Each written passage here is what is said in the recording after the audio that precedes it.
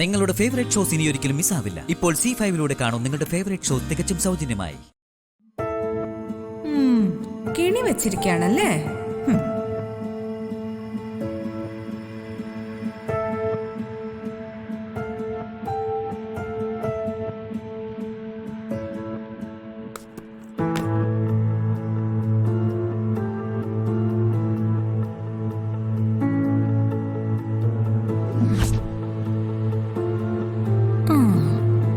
നിന്നെ ഞാൻ ശരിയാക്കി തരാം.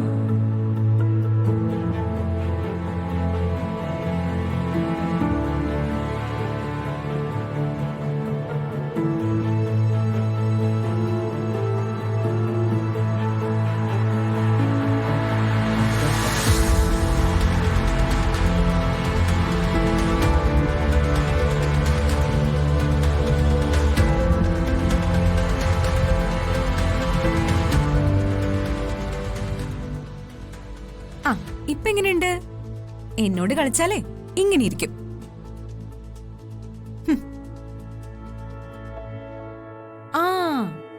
പിന്നെ ഒരു കാര്യം നിന്നോട് പറഞ്ഞേക്കാം. എനിക്കിട്ട് പാര പണിയാൻ നീ ഇറങ്ങിയാലേ തിരിച്ച് നിനക്കിട്ട് ഞാൻ മറുപാര പണിയും. മറ്റൊന്നുകൂടി,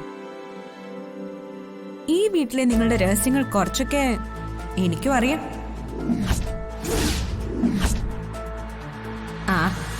എന്തെങ്കിലും രഹസ്യങ്ങളുണ്ടെങ്കിൽ അവൻ വെറുതെ ഞെട്ടട്ടെ.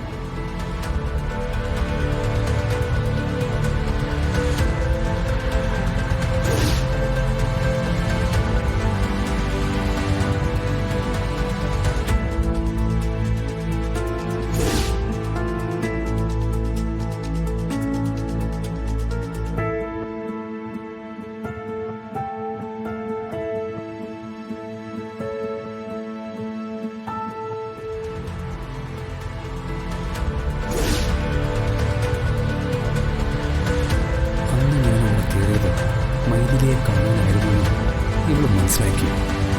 ഇവള് ചെറിയ കക്ഷിയൊന്നുമല്ല, ഇവളെ സൂക്ഷിക്കണം.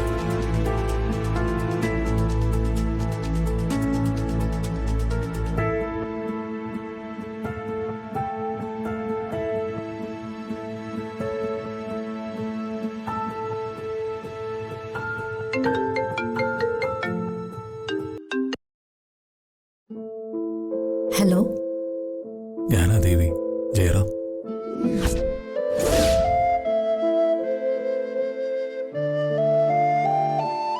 എവിടുന്നാ? ഞാൻ ജയിലിൽ നിന്ന് സംസാരിക്കുന്നത്. എന്തിനാ ഇപ്പൊ വിളിച്ചത്? ഒന്ന് രണ്ട് കാര്യങ്ങൾ എനിക്ക് ദേവിയോട് പറയാനുണ്ട്. എന്താ?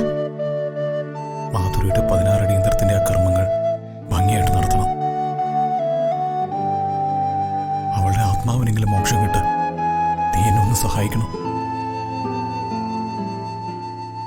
ദേവി, നീ ഇത് ചെയ്യണം. ഇതെന്റെ ഒരു അപേക്ഷയാണ്.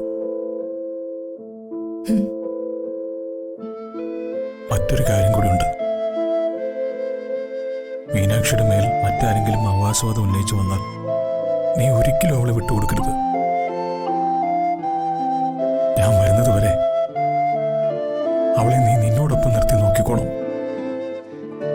നീ എനിക്ക് വേണ്ടി ഇത്രയെങ്കിലും ചെയ്യില്ലേ?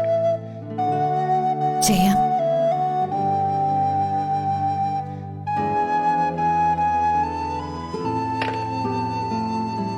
ആരായിരുന്നു ഫോണില്?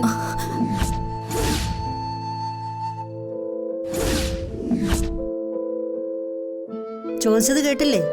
ആരായിരുന്നു ഫോണിലെന്ന്? എന്റെ കൂട്ടുകാരിയുടെ വേണ്ടപ്പെട്ട ഒരാളായിരുന്നു. അയാൾ എന്തിനാ വിളിച്ചത്? അത് മീനാക്ഷിയുടെ അമ്മയുടെ 16 അടിയന്തരത്തിന്റെ കർമ്മങ്ങൾ നടത്തണമെന്ന് പറയാനാ വിളിച്ചത്.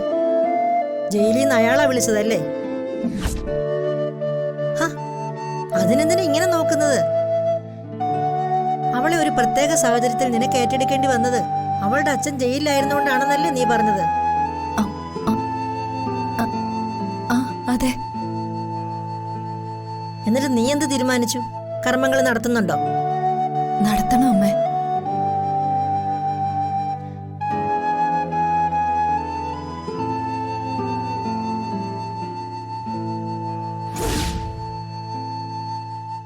രാമേട്ടൻ എന്നെ തള്ളി പുറത്താക്കിയപ്പോഴേ ഞങ്ങളുടെ മുൻവാതിക്കൽ ഒളിച്ചു നിന്ന് കേൾക്കുന്നു മറ്റൊരാള്. മറ്റൊരാളോ? ഏതവനവൻ? അവനല്ല, അവള്. ഇവിടത്തെ കഥാനായികയായിരിക്കും. അച്ഛന്റെ അമ്മയുടെ മാനസപുത്രി. അവള് തന്നെ. ഞാൻ ശരിക്കും അങ്ങ് പറഞ്ഞിട്ടുണ്ട്. വിടരുത്, പറയണം. നമ്മുടെയൊക്കെ തോളത്ത് ചവിട്ടിയാ അവള് മേലോട്ട് കയറി പോന്നെ. ഇനി എന്റെ തോളത്ത് ചവിട്ടാൻ വന്നാലേ ആണ് ഞാൻ പാലും വെള്ളത്തിൽ കൊടുക്കും. ചേച്ചി, രാമേട്ടൻ എവിടെയായിരുന്നു? വല്ലതും പറഞ്ഞായിരുന്നോ? ഇവിടെ ആ കഥ പറഞ്ഞോണ്ടിരിക്കുകയായിരുന്നു ഞങ്ങള്. രാമേട്ടൻ ഒന്നും പറഞ്ഞില്ലടാ. കഴിഞ്ഞ 2-3 ദിവസമായിട്ട് രാമേട്ടന്റെ മൊബൈൽ സ്വിച്ച് ഓഫ് ആയിരുന്നു. അതും ശരിയാ. സാധാരണ നിന്നോടെങ്കിലും പറയാറുണ്ടല്ലോ രാമേട്ടൻ എവിടെയെങ്കിലും പോവുകയാണെങ്കിൽ. ദൂരെ എവിടെയെങ്കിലും പോവുകയാണെങ്കിൽ എന്നോട് പറയുമായിരുന്നു. പക്ഷേ ഇക്കാര്യം മാത്രം മിണ്ടിയിട്ടില്ല. ഞങ്ങളുടെ കല്യാണം കഴിഞ്ഞിട്ട് വർഷം 30 കഴിഞ്ഞു. ഇത്രയും കാലമായിട്ട് രാമേട്ടൻ എന്നെ ഇങ്ങനെ പിരിഞ്ഞു നിന്നിട്ടില്ല. എന്നോട് പറയാതെ പോയിട്ടുമില്ല. ഇതിലെന്തോ ഒരു കാര്യമുണ്ട്. അത് കണ്ടെത്തിയേ തീരൂ.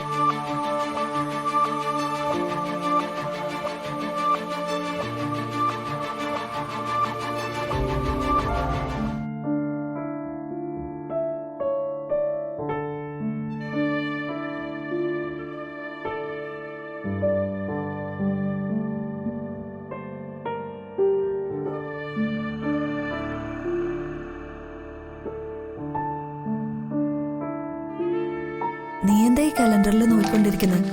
ഞാൻ ചെയ്യുന്നതല്ല നിങ്ങളെ ബോധ്യപ്പെടുത്തണമെന്ന് കോടതി പറഞ്ഞിട്ടുണ്ടോ? എന്ത് ചോദിച്ചാലും ചാടിക്കടിക്കുന്നതാണല്ലോ നിന്റെ സ്വഭാവം. നീ ഈ കലണ്ടറിൽ നോക്കി മന്ത്രവാദികളെ പോലെ എന്തൊക്കെയോ പറയുന്ന കണ്ട് ചോദിച്ചു പോയതാ കൊച്ചെ. അതിന്റെ പേരിൽ നീ ഇങ്ങനെ ദഹിപ്പിക്കുന്ന നോട്ടം നോക്കണ്ട. ഞാനേ കൊച്ചൊന്നും അല്ല. ആ എന്നാ അത് പോട്ടെ. നീ കിളവിയ, സമ്മതിച്ചു.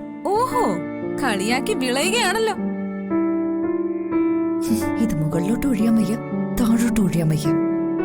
എന്താ പറഞ്ഞത്? പോട്ടെ എന്റെ പൊന്നെ, വിട്ടേക്ക്. അതെ, ഞാൻ കലണ്ടറിൽ നോക്കിയത് എന്റെ അമ്മയുടെ ബാക്കി ബലികർമ്മങ്ങൾ എന്ന് നടത്തണമെന്ന് അറിയാൻ വേണ്ടിയാ. ഓ അതാണോ? നീ അക്കാര്യം ഓർത്ത് ടെൻഷൻ അടിക്കണ്ട. അതൊക്കെ നമുക്ക് ഭംഗിയായിട്ട് നടത്താം. അതിന് നിങ്ങളുടെ സഹായമൊന്നും ആവശ്യമില്ല. എനിക്കറിയാം അതെങ്ങനെ നടത്തണമെന്ന്. എന്നാൽ അങ്ങനെ ഞാനൊന്നും പറഞ്ഞിട്ടുമില്ല, നീ കേട്ടിട്ടുമില്ല.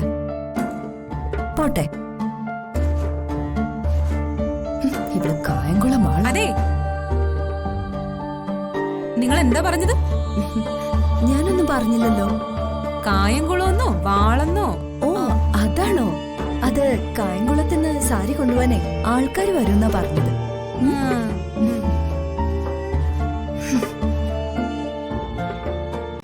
ഡൗൺലോഡ് ചെയ്യൂ C5 ആപ്പ്. കാണൂ എല്ലാ എപ്പിസോഡുകളും സൗജന്യമായി.